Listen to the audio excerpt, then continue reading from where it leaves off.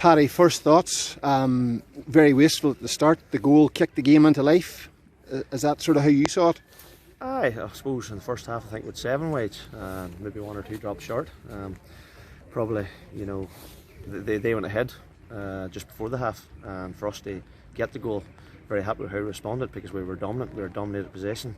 Say we had the more shots, and it wasn't as if we were kicking shots that were ambitious. They were all from within range. The likes of Kieran Devlin, Brian Doyle, Anthony Neal. There were shots you'd expect these boys to go every day of the week.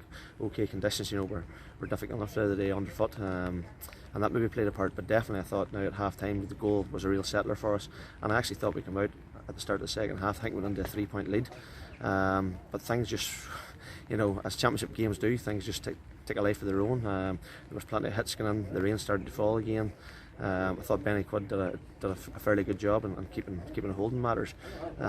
We'll be disappointed now that we lost 3 or 4 Bellaghy kickouts in a row and let them in under a goal, and they were unlucky themselves not to score a goal, and finally they did get the goal. But again, we were a point down, we responded well, and I think even going down to 14 men, we probably had the better chances to win the game in the end. And look, if you look at the stat sheet, I think I counted there with 10 wides, we had 3 or 4 drops short, we had a couple of blocked.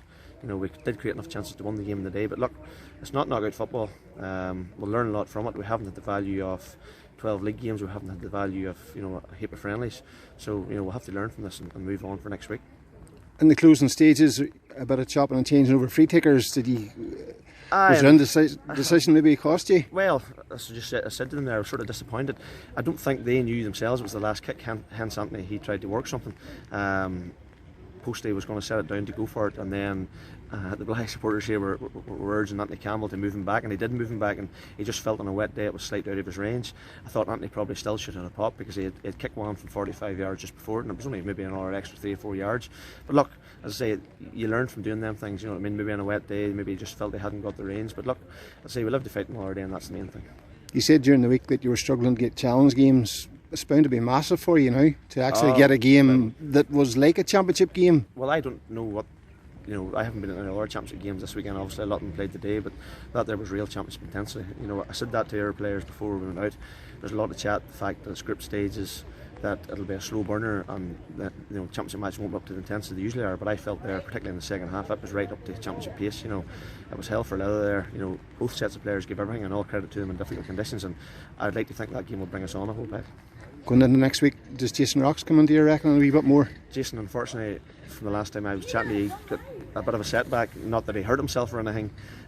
Just we're still 3 or 4 weeks away, so I had hoped that he might feature maybe in the Newbridge or the Forward Line game. But it's looking like, at the very best, maybe a knockout game. So that's disappointing because he'll be a big player and he can make a big impact in these games. Finally, on a different note, obviously the water break's been forced because of the coronavirus and water break. The need for water. Do you see 4 quarters as a way forward? Look, at times it can play in your favour because, maybe if you're under the cosh a bit, you get a wee breather, you get time to gather your thoughts and you can make changes. At other times, if you have momentum, which we did, in the first half, it maybe slows the momentum down. So I can see the pros and cons. It's quite different getting used to it, but look, it's just with us and we have to get on with it. Paddy, thanks for your time.